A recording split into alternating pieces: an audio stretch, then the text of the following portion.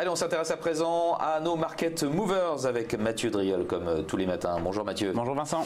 Senior analyste ou analyste senior plutôt chez Day by Day. Allez, on commence avec les hausses. C'est Eramet.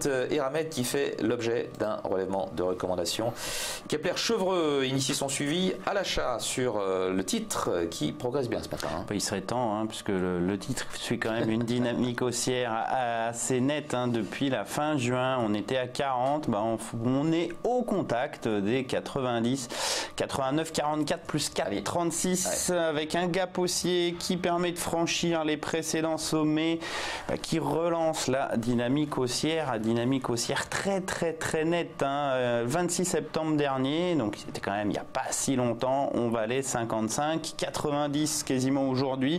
Les prochaines résistances c'est 94,25 puis 102. Le dernier creux, le plus proche c'est 79,45, le suivant c'est 74,81.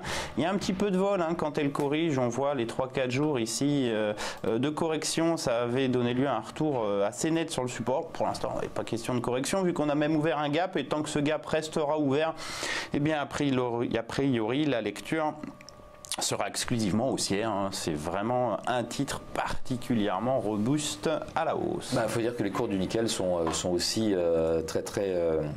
très dynamique, on va dire, et bien entendu Eramet c'est un spécialiste du nickel, surtout en Nouvelle-Calédonie. On reste dans les matières premières avec Rubis, stockage de produits pétroliers. Rubis qui bénéficie là aussi non pas d'un relèvement mais d'une couverture à l'achat de la part de Société Générale. Il y a même sanction, on va dire, gap haussier.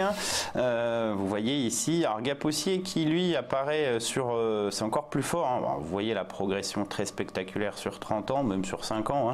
Et ce gap haussier apparaît pas nulle part, il permet encore d'accélérer la tendance haussière. On est sur des plus hauts historiques.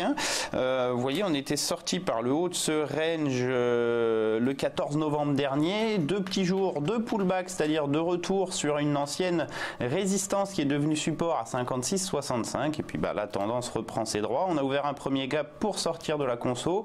On ouvre un second gap pour accélérer, direction 60-20, on y est quasiment, et puis 64-30. C'est surtout en fait au minimum la taille de la conso qu'il faut projeter en sortie. C'est une cible intermédiaire à 101,90, mais plus probablement, vu le nombre d'impulsions que l'on a au préalable, vous voyez, on a beaucoup de choses à projeter, on a beaucoup de potentiel et peu de résistance au-dessus de la tête. Ma foi, c'est là aussi particulièrement boule.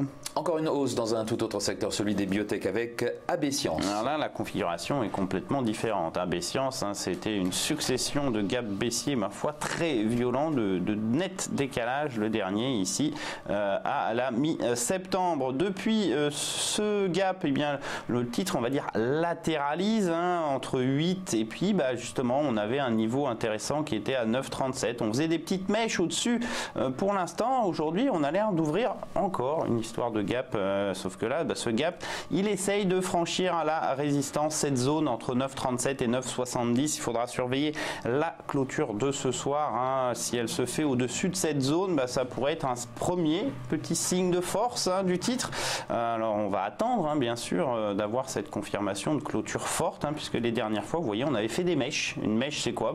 Ça serait par exemple passer aujourd'hui la séance au-dessus du niveau et réintégrer en clôture. Ça serait quand même plutôt un signe que les vendeurs conservent la main sur le marché. Donc la clôture de ce soir sur AB Science est importante. D'où l'expression vendre la mèche peut-être. On reste dans les biotech, ce sera la dernière. DBV Technologies, et là c'est dans le sens de la baisse. Oui, je reviens sur le titre.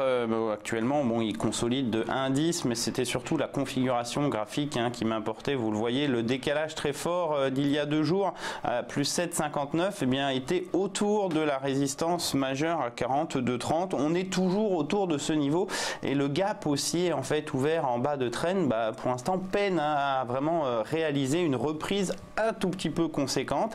C'est signe quand même que les vendeurs restent présents. Alors méfiance à très court terme, puisque comme on ne parvient pas à franchir, on peut revenir dans le gap, ou éventuellement on peut retrouver un petit peu de soutien à l'achat, mais c'est pour dire que le titre restera de toute façon sous pression baissière tant que ce gap sera ouvert. Le problème c'est que pour combler, il faut remonter à 80, c'est un peu loin.